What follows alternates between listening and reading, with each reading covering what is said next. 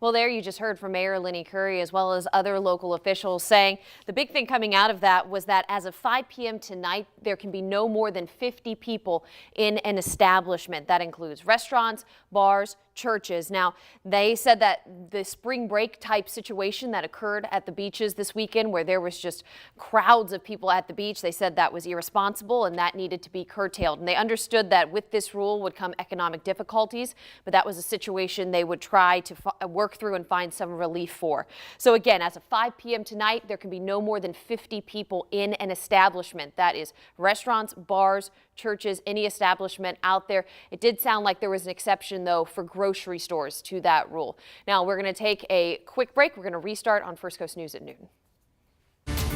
This has been a First Coast News special report.